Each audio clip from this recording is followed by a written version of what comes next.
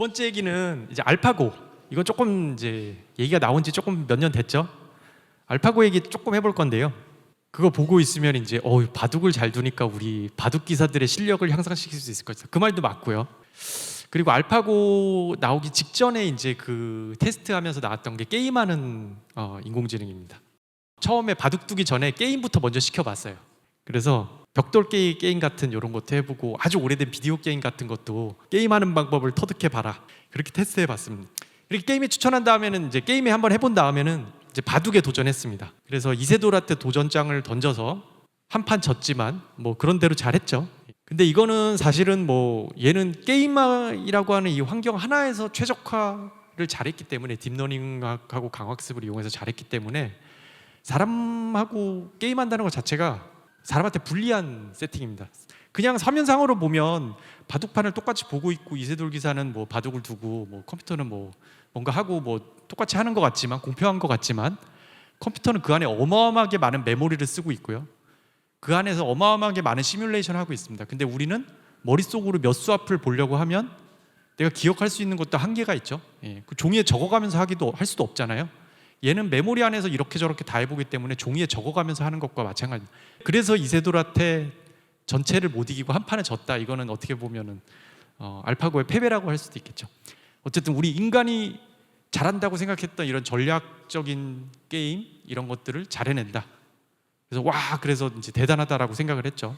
그리고 이제 아마도 그때의 알파고는 인간한테 가끔씩 질 수 있는 아마 마지막 세대 알파고일 겁니다.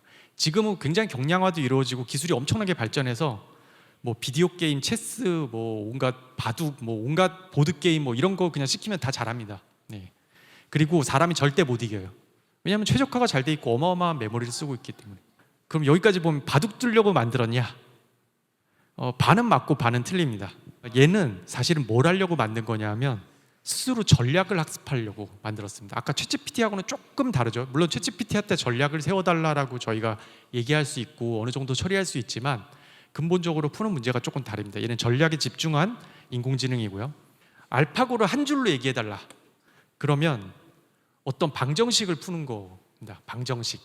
이 방정식을 푼다는 것은 전략을 세운다는 것이고요.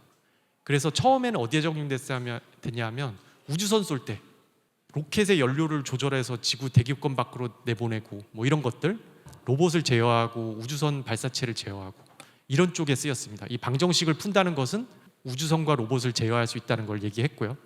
그러다가 이제 인공지능으로 이 방정식을 어떻게 풀 것이냐.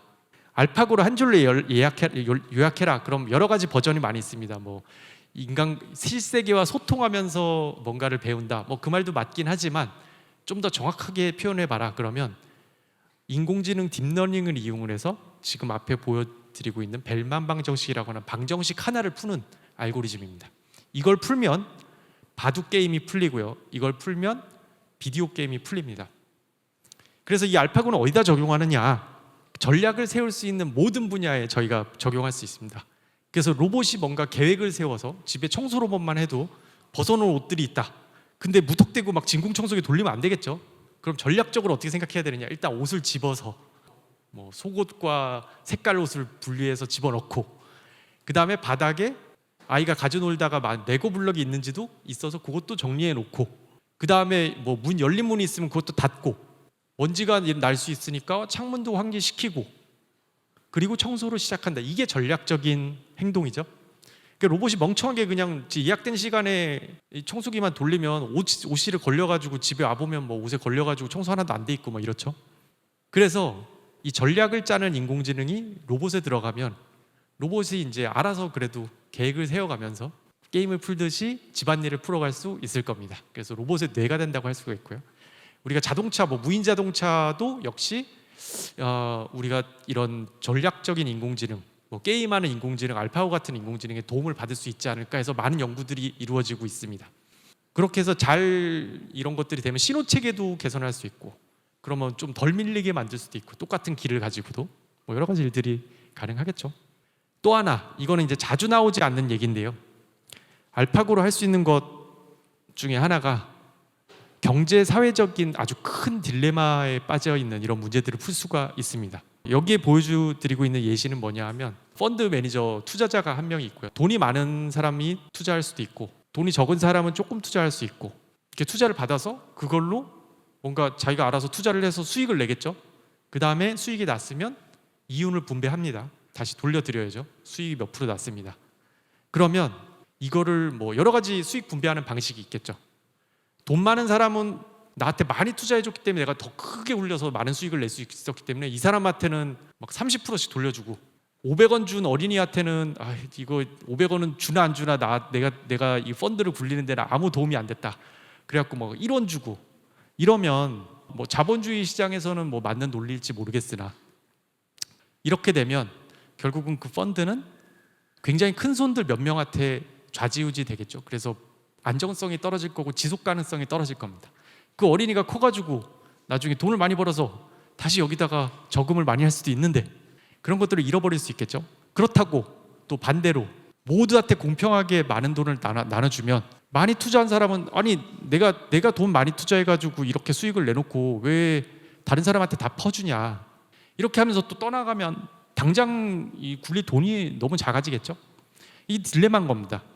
이런 것 이제 하나의 예시로 제가 말씀을 드렸는데 이런 딜레마는 경제에도 있을 수 있고 사회에도 있을 수 있고 뭐 다른 당을 지지하는 사람이 이익 집단 간에 상충되는 여러 가지 이해관계에 있을 수도 있고 다양합니다. 여기에서 모두를 만족시킬 수 있는 최적의 전략은 무엇인가? 이 전략을 찾고 싶다. 정책을 찾고 싶다. 그러면 알파고한테 저희가 물어보고 학습시켜 볼 수 있다는 얘기입니다. 그런 가능성을 하나 보인 게 한 1, 2년 전에 그 알파고를 만든 구글 딥마인드에서 그런 쪽으로 적용을 한 적이 있었습니다. 그래서 요거는 알파고가 게임하는 게 아니고 바둑 두는 게 아니라는 거를 좀 말씀드리기 위해서 제가 잠깐 말씀을 드렸고요. 마지막 얘기는 지금까지 이제 본 알파고는 전략도 엄청 잘 세우는 것 같고 우리가 생각하지 못한 새로운 정책도 만들 수 있을 것 같고 그러니까 이제 엄청 잘할 것 같은데 이 알파고 한 가지 문제점이 있습니다. 전략 게임하고 바둑 두고 이런 데 쓰였던 아까 제가 지금까지 쭉 설명드렸던 이 강학습이라고 하는 또는 알파고라고 하는 기술은 하나의 목적이 주어지면 다른 건 보지 않고 그 목적을 이루기 위한 전략을 찾아냅니다. 이 얘기는 뭐냐 하면 이게 유동적으로 이 전략을 바꿀 수가 없어요. 상황이 바뀐다고 해서. 그래서 한 가지 극단적인 예는 그 실력을 가진 알파고 대단한 알파고한테 야 이제 좀 이길 만큼 이겼으니까 나한테 좀 져줘. 아니면 나하고 한 30분 정도만 놀아주다가 내가 기분 나쁘지 않게 져줘. 이런 요구를 하기 시작하면 얘는 거기에 맞춰서 새로 만들어야 됩니다. 얘는 이기기 위해서 만들어진 전략 인공지능이기 때문에 그런 디테일한 요구를 주기 시작하면 바보가 돼요. 이게 알파고 패러독스입니다. 그걸 더 날카롭게 다듬어서 날카로운 전략을 만들수록 목적이 바뀌고 상황이 바뀌면 적응성이 떨어집니다. 근데 인간은 뭐 이세돌까지는 아니더라도 바둑 좀 둘 줄 아는 분이면 나보다 조금 실력이 못한 사람 내가 한 5판 이겼다. 이제 사람이 기분이 나쁜 것 같다. 그럼 살짝 져줄 수 있죠. 기분 나쁘지 않게. 그래서 바둑이라는 거 하나만 놓고 봐도 알파고가 벌써 할 수 없는 것들이 많이 생겨나고 있어요. 물론 이제 이런 것들을 보완하기 위한 강학습 기술들이 지금 빠르게 발전하고 있긴 하지만 근본적으로 이거는 강학습이 가지고 있는 맹점 중에 하나입니다.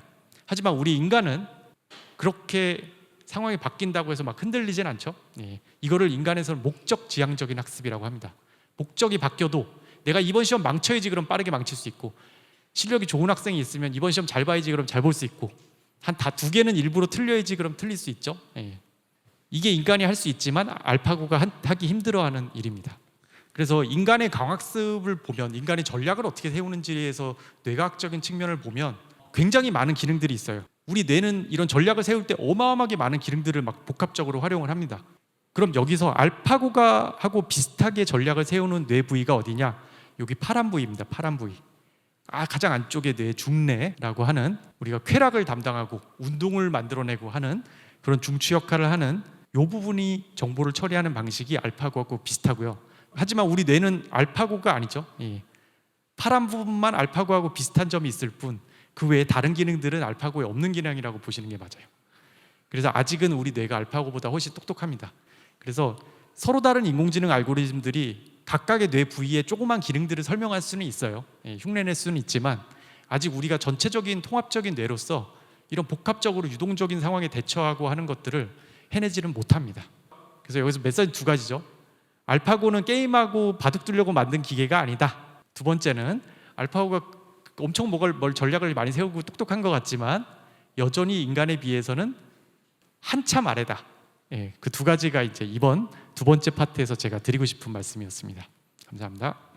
네, 우리 교수님과 두 번째 파트 알파고에 대한 이야기까지 함께 만나봤습니다. 이제 마지막 세 번째 섹션만을 남겨두고 있는데요. 그때 이세돌 구단하고 대국을 했을 때가 2015년, 2016년인데 그때의 알파고와 지금의 알파고, 2024년의 알파고 많이 달라졌을까요?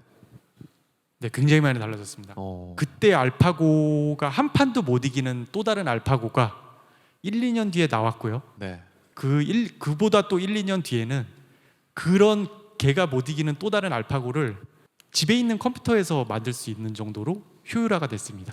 와. 그래서 집에 있는 컴퓨터에서도 이런 문제들은 이제 풀 수 있는 정도까지 GPU만 몇 장 꽂으면 가능한 수준까지 이르렀습니다. 이게 매년 지날수록 교수님 그러면은 그 성장 속도, 학습 속도가 훨씬 증가를 하고 있는 모양으로 우리가 생각을 하면 될까요? 네, 그렇습니다. 와, 기술의 발전 속도는 우리의 상상 그 이상이다라는 생각이 드는데 마지막 세 번째 섹션은 어떤 주제를 준비를 해주셨을까요?